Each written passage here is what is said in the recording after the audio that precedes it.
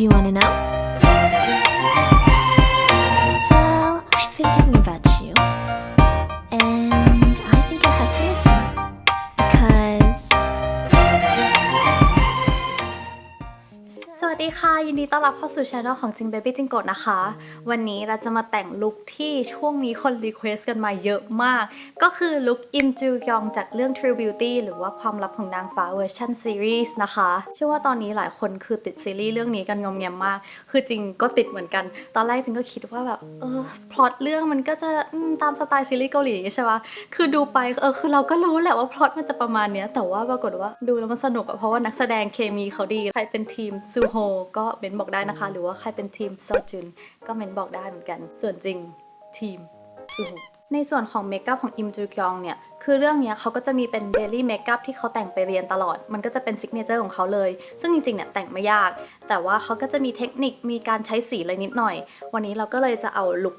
เดลี่ของเขามาแต่งให้ดูนะคะรับรองว่าสามารถแต่งได้กันทุกคนแล้วก็แต่งไวมากจริงๆเนี่ยจะเห็นได้ว่าจริงๆเมคอัพเขาคือคลีนมากนะเขาจะเน้นแบบงานตาเบาๆปัดแก้มเบาๆแล้วก็เน้นงานปากนะคะตามสไตล์นักเรียนเกาหลีซึ่งเมคอัพของอิมจูกยองวันนี้นะคะเราจะใช้โปรดักต์จาก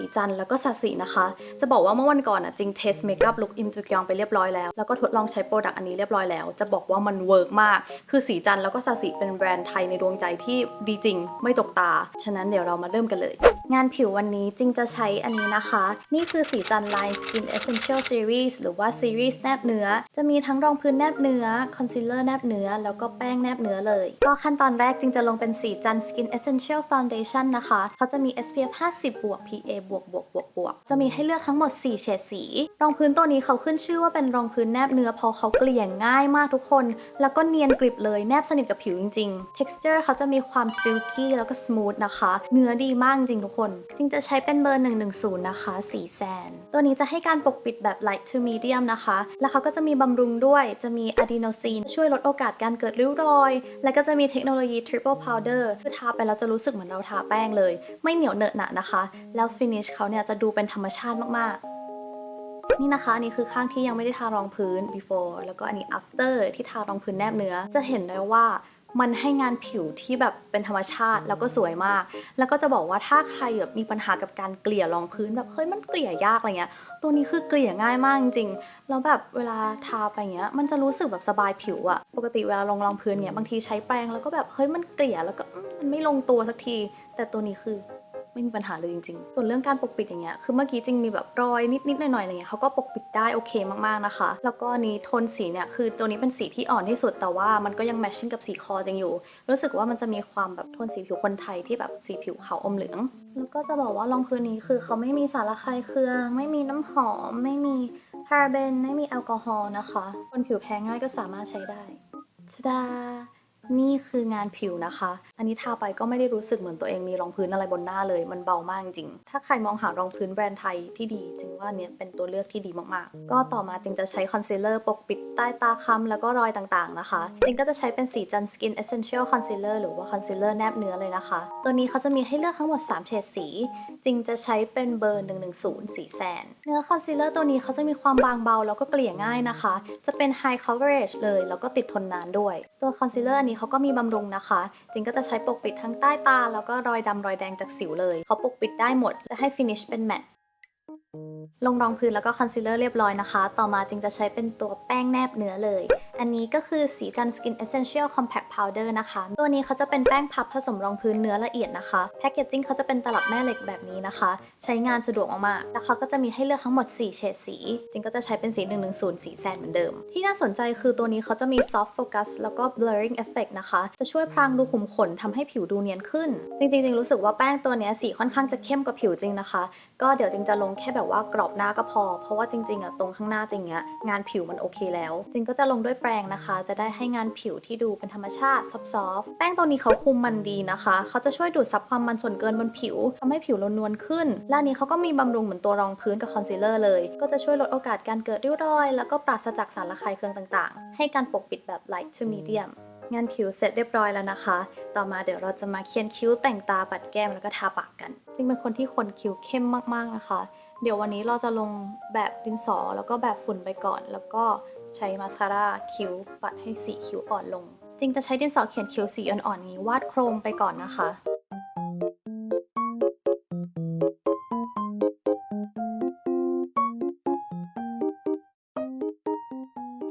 จากนั้นจะใช้สีน้ำตาลแบบฝุ่นอันนี้เน้นบริเวณหางคิ้วนะคะให้หางคิ้วเข้มขึ้น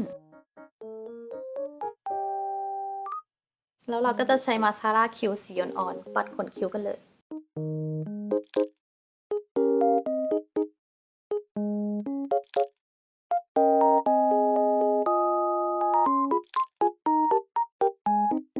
ต่อมาเราจะมาคอนทัวร์นะคะ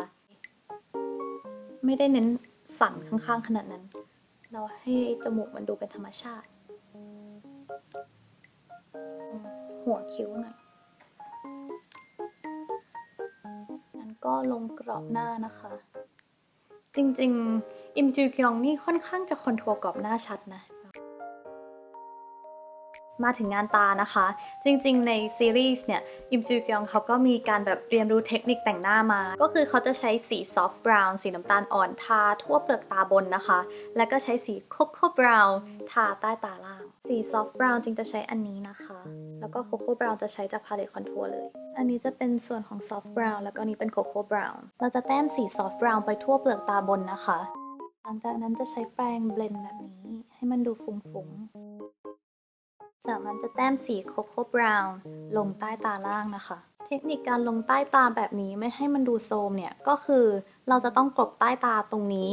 ตรงแพนด้าใต้ตาคล้ำอันเนี้ยให้มิดนะคะแล้วก็เติมแค่ตรงเปลือกตาล่าง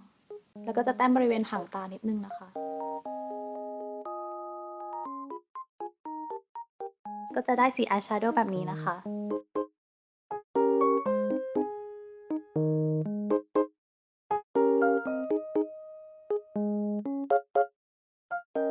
ลงอายแชโดว์เรียบร้อยนะคะจากนั้นเราจะมากรีดอายไลเนอร์แบบดินสอสีน้ำตาลเข้มเราจะเขียนเป็นอินไลเนอร์ถมบริเวณขนตานะคะ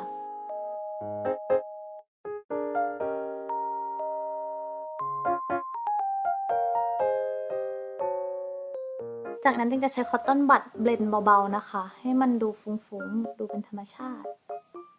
นี่นะคะข้างที่ไม่ได้กรีดแล้วก็นี่ที่มีอายไลเนอร์มันจะดูแบบขนตาแน่นขึ้นเสร็จแล้วจึงจะติดสติกเกอร์ตา2ชั้นเพื่อให้ตาดูโตขึ้นนะคะจากนั้นดัดขนตานะคะ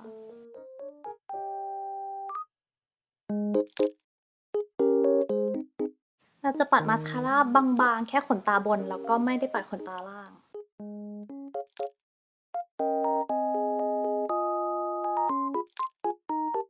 ปัดแก้มนะคะจึงเลือกเป็นสีชมพูแบบธรรมชาติเขาไม่ได้ปัดเข้มด้วยฉะนั้นเราก็จะปัดแค่แบบให้ดูมีสี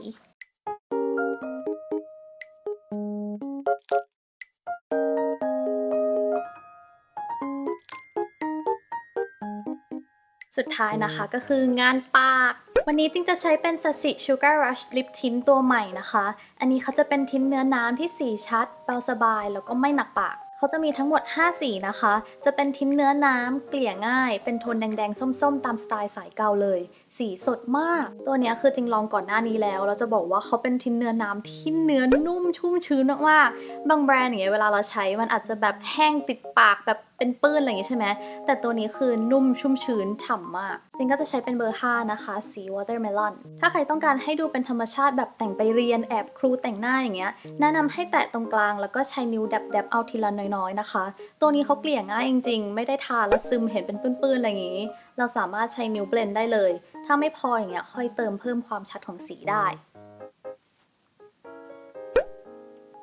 จริงๆการทาลิปของอิมจูกยองอะคือจะเห็นว่ามันมีความแบบเฮ้ยเหมือนแบบไม่ได้ตั้งใจอะเหมือนแบบเราทาไปแล้วก็เผลอไปกินนู่นนี่มามีความเฟดๆออกนิดนึงอะไรอย่างงี้แต่อันนี้ก็คือเป็นเวอร์ชันเพิ่งแต่งหน้าเสร็จ